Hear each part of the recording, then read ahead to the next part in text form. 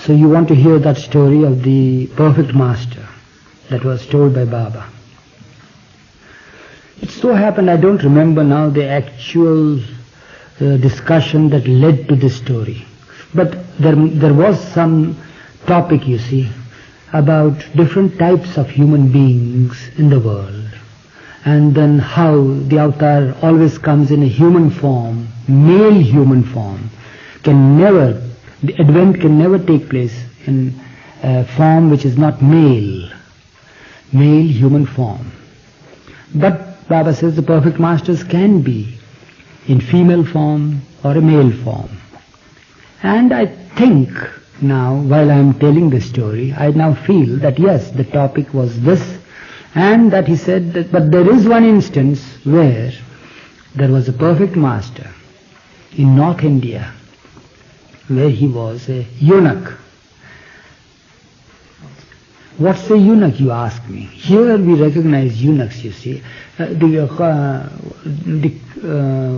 common meaning behind it is castrated male, you see. Because these eunuchs were kept by the Mughal emperors to protect their harem, you see, as watchkeepers. To guard the safety of the women, they needed men. But the emperors or the kings or the royalty did not feel secure and safe to employ men to watch over their women folk. So they castrated them and made them into eunuchs. But then, what Baba was telling us about was not an incident of a person who was a man-made eunuch, but he was a born eunuch, where means he was, what's the word for it? I don't, undeveloped sex organ, male sex organ, you see, he was born like that. So that also we call it eunuch here, commonly spoken here. There is a sect here in India, and so the topic of the day was about how the avatar is always in male human form, and the perfect masters are sometimes always in male human form, but sometimes there are cases of female perfect masters, like Baba Jan herself here. Baba then gave us the story about this perfect master who was a eunuch. So here in India, what they do, it's a different sect here. See, they do not get mixed with the society, the common society, the ordinary society of men and women or anything of sort. But from their appearance, even the men folk, you see, they wear saris and they wear jewelry and they wear bangles and so forth, you see. Necklaces and earrings and nose rings and all that. And their vocation is just to sing songs, you see, and dance on the streets. The leader of this sect carries a drum, you see, hung from the shoulders, and then he plays the drum, and the others clap their hands, you see, and dance and sing and all that, and make merry, you see, on the streets. And people stand round, you see, just for the sake of fun, and sometimes they throw an anna or two or some cents, you see, to help them, that's all. And at the time of when a child is born in a family, this party is called to sing. Or when there is some occasion, these parties are called to sort of entertainment, you see. But the society looks down upon this caste, you see, the sect, as if they are misfit in the society, you see, and their interests are always discarded and nobody cares for them. Now in northern India, a place called Lucknow, it's a big place. So there was one, you see.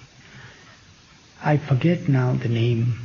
Baba also told us the name. He's a famous person, famous master, you see. I forget the name. I don't want to, give the name which I'm not sure. So we will call him the master. So this master, as is usual with this sect, was heading the party of these eunuchs, you see. And they would go from street to street, and his companions, you see, who were also eunuchs, you see, they would clap their hands and sing and dance and all that, and they will all walk in a procession headed by the master. But people thought that, well, this is the usual group, you see, of eunuchs, and Lucknow is famous for all this sort of thing, you see. There are that sect somehow or other you find predominant over there, you see. And, well, nobody paid any heed or attention to it except to ridicule the whole thing. And they used to derive fun out of these people, you see.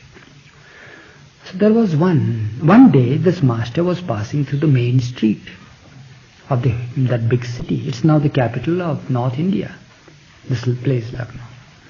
So there was one wrestler who was the strongest person there, you see. He was going with his group of his admirers and other wrestlers, you see. He was a wrestler. Baba is telling us the story, mind you. So this wrestler trying to show off, you see, on that main street. When the group was about to pass them, this wrestler who was heading his group just lifted his hand, his arm, and with a forefinger pointed at the master. Said, look at that man, you see, that eunuch. That eunuch, you see. See that, how he heads that group of people there, and how he walks, you see, as if he's the Lord over here.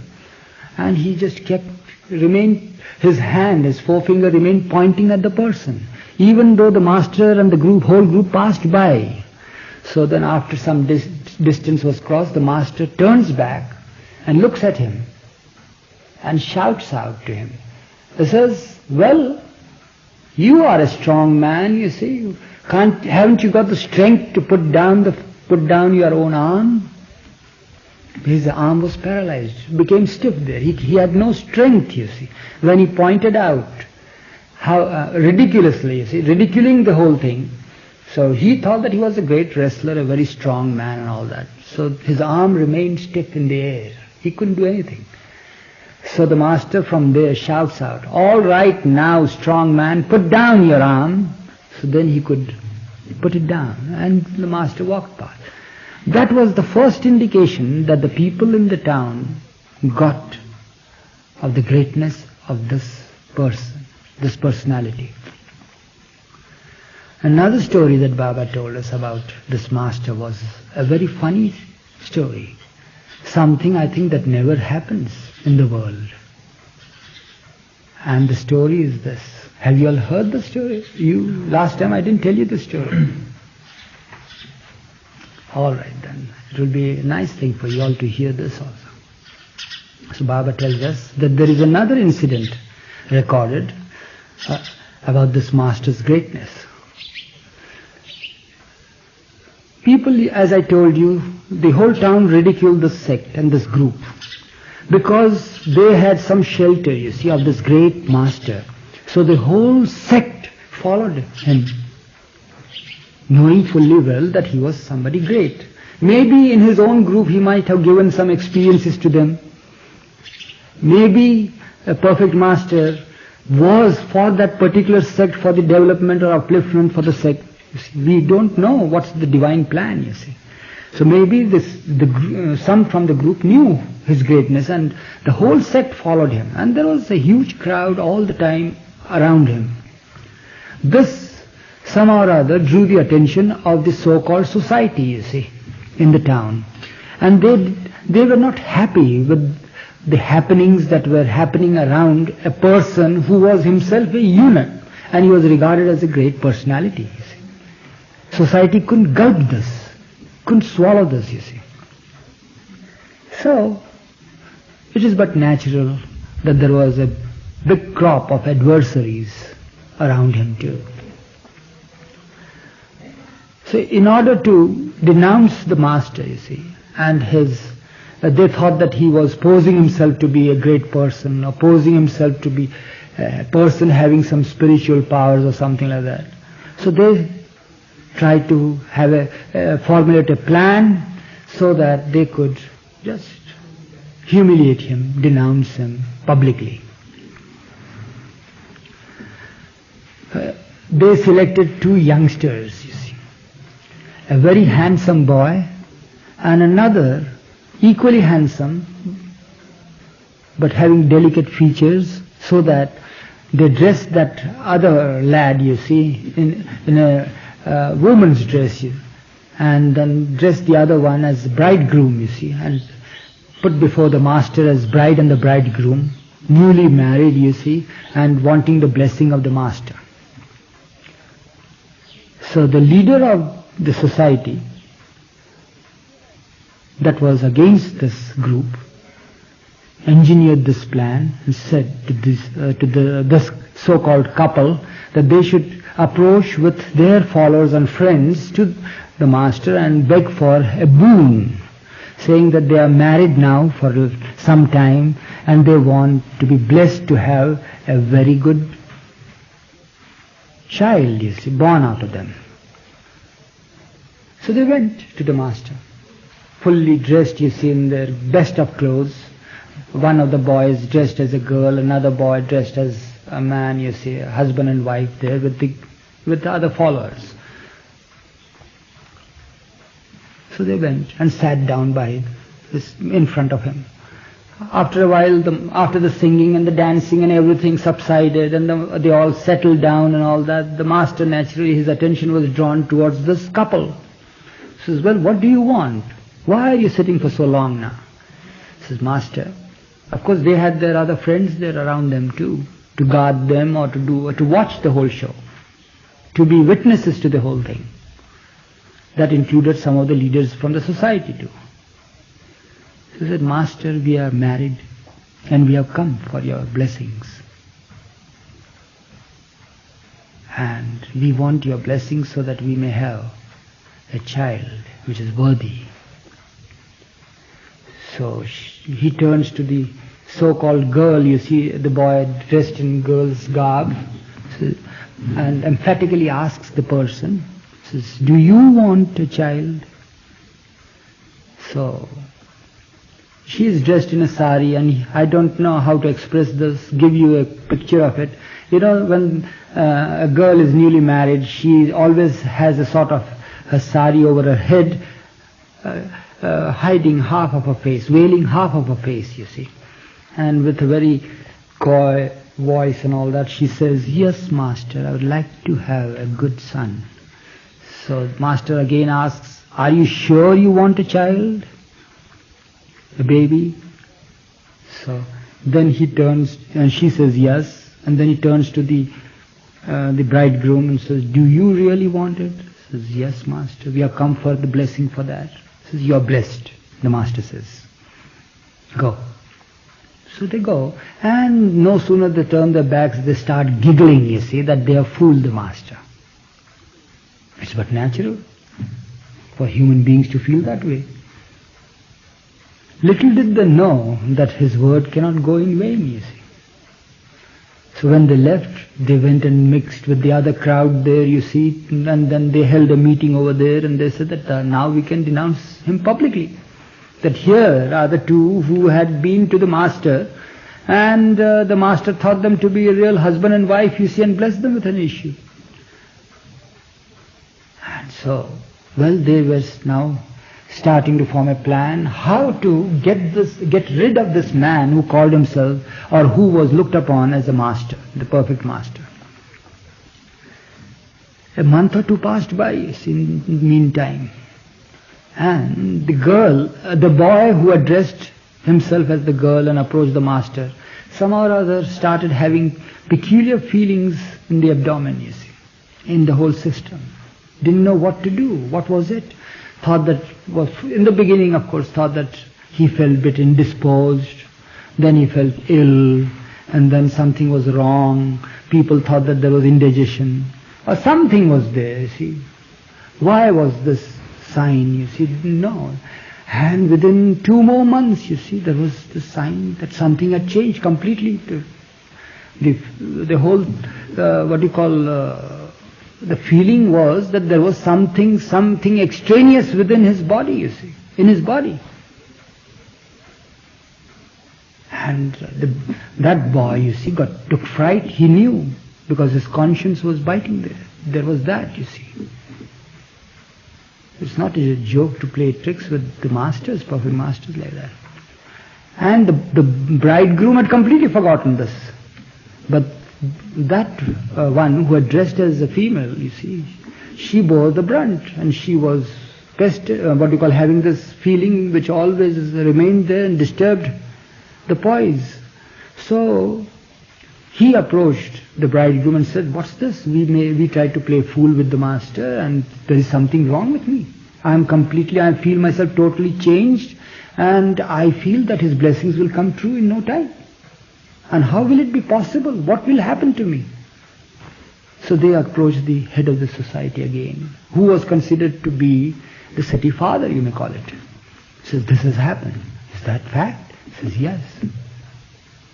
So they, with the very thought of some danger to the person there, they were humbled.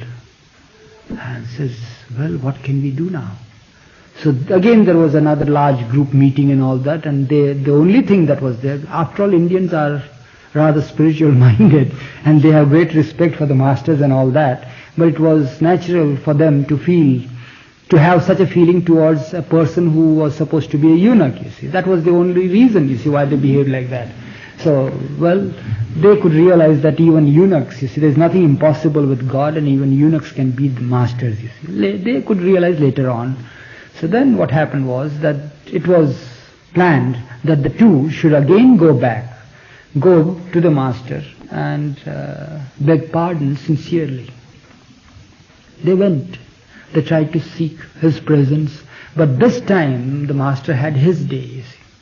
And they would, as usual, you see, sing and dance, and master would lead the whole group and go from one street to another street and then wait in front of somebody's house there, and somebody would throw some coins or give food or something like that. While away the time, that's all. So they were very serious about their own affair. There was a problem, serious problem. They wanted some private audience, you see, but they couldn't get the opportunity. Master avoided them for some days.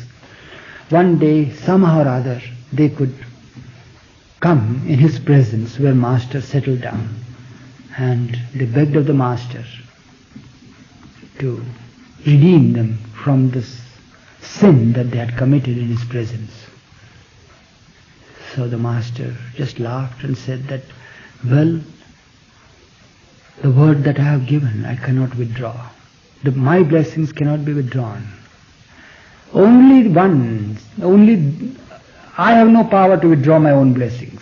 Only those who follow me, who are close to me here. They are themselves eunuchs, mind you. So if they intervene and they plead to God, the Almighty, maybe that He will pay heed.